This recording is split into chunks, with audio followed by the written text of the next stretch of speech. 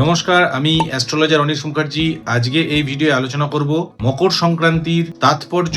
মকর সংক্রান্তিতে আপনি কি করলে কিছু পুণ্য লাভ করতে পারবেন, মকর সংক্রান্তির দিন এই বছর কবে পড়েছে। পুরো ভিডিওটা দেখুন, তাহলে অনেক কিছু শিখতে পারবেন। আমার অ্যাস্ট্রোলজি বিষয়ক যে টক শো গুলো আমি আপনাদের সামনে নিয়ে আসি, কেমন লাগছে কমেন্ট করে লিখতে পারেন ইউটিউব, ফেসবুক বা ইনস্টাগ্রামে। তাহলে আমি আরো মোটিভেটেড হব যে হ্যাঁ, অ্যাস্ট্রোলজি বিষয় আপনাদের মধ্যে আমি কিছু চেতনা জাগ্রত করতে পারছি। মকর সংক্রান্তি আপনারা জানবেন, সূর্য বা রবি প্রতিটা রাশিতে এক মাস করে থাকে। এক মাস পর সূর্য বা রবি তাদের রাশি পরিবর্তন করে। যখনই সূর্য বা রবি তাদের রাশি পরিবর্তন করে, সান যখনই রাশি পরিবর্তন করে, তখনই সংক্রান্তি হয়। আমাদের টোটাল 12টা রাশি আছে: মেষ, বৃষ, মিথুন, কর্কট, সিংহ, কন্যা, তুলা, বৃশ্চিক, ধনু, মকর, কুম্ভ এবং মীন।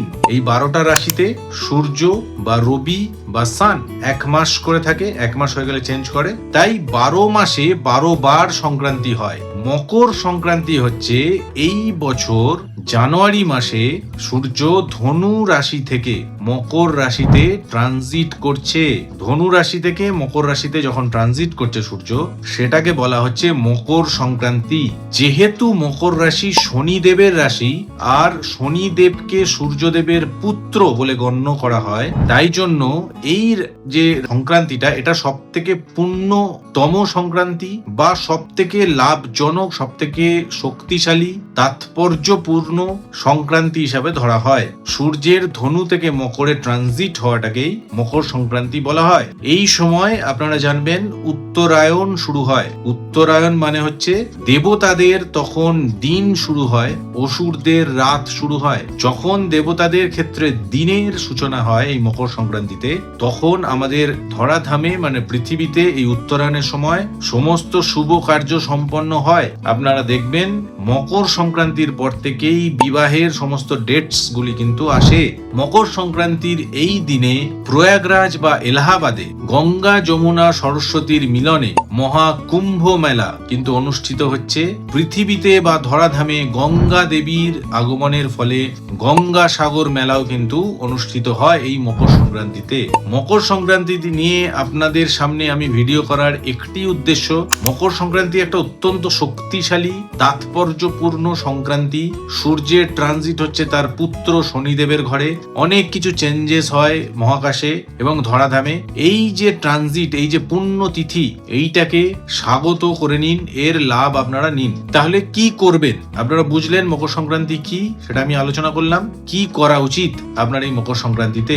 3টে জিনিস মাথায় রাখবেন: স্নান, মন্ত্র এবং দান। এই 3টে জিনিসের মাধ্যমেই আপনার পুণ্য আসবে। মকর সংক্রান্তির দিন আপনাকে বলা হচ্ছে কোনো পবিত্র নদীতে স্নান করার জন্য, এবং এই পবিত্র নদীতে স্নানের মাধ্যমে পুণ্য লাভ হয়। যারা পবিত্র নদী বাড়ির আশেপাশে পাচ্ছেন না, তারা বাড়িতেই স্নান করতে পারেন তিলযুক্ত জলে। কালো তিলযুক্ত জলে স্নান করতে পারেন। চান করার পরে যে মন্ত্রগুলি উচ্চারণ করবেন সেটা হচ্ছে গঙ্গা স্তোত্র, আদিত্য হৃদয় স্তোত্র, সূর্যের দ্বাদশ নাম স্তোত্র, বিষ্ণু সহস্রনাম স্তোত্র। এই স্তোত্রগুলি আপনারা ইউটিউবে সার্চ করলেই পেয়ে যাবেন। এবং এই দিন চান করার পরে এই স্তোত্র পাঠ করে সূর্যদেবের উদ্দেশ্যে জল অর্পণ করবেন। এবং এটা হয়ে গেল স্নান। স্নানের পর হলো মন্ত্র, এরপর হচ্ছে দান। আপনি কি দান করলে পুণ্য অর্জন করবেন? এই বিশেষ তিথিতে আপনি যদি খিচুড়ি, কম্বল, শীতের বস্ত্র কোনো গরিব মানুষকে দান করেন, সেখান থেকে পুণ্য লাভ করবেন। এই বলা হয় এই মকর সংক্রান্তির দিনে খিচুড়ি খাওয়া বা আহার করা অত্যন্ত শুভ। এই দিন প্রাতরাশে আপনাকে দই চিড়ে খাওয়ার জন্য শাস্ত্র বলছে, দই চিড়ে খেলে পুণ্য হয়। এছাড়াও এই দিন খিচুড়ি যদি আহার করতে পারেন, বা এছাড়াও আপনি তিল, গুড় এবং খিচুড়ি এই দিন আহার করলে খুব ভালো রেজাল্ট আসবে। আপনাদের ডেটটা বলে দিচ্ছি, মকর সংক্রান্তির ডেট। মকর সংক্রান্তির ডেট এই বছর 14ই জানুয়ারি 2025। যে কথাগুলি আলোচনা করলাম এই ভিডিওয়, যদি মানতে পারেন খুব ভালো কিন্তু রেজাল্ট পাবেন। ধন্যবাদ।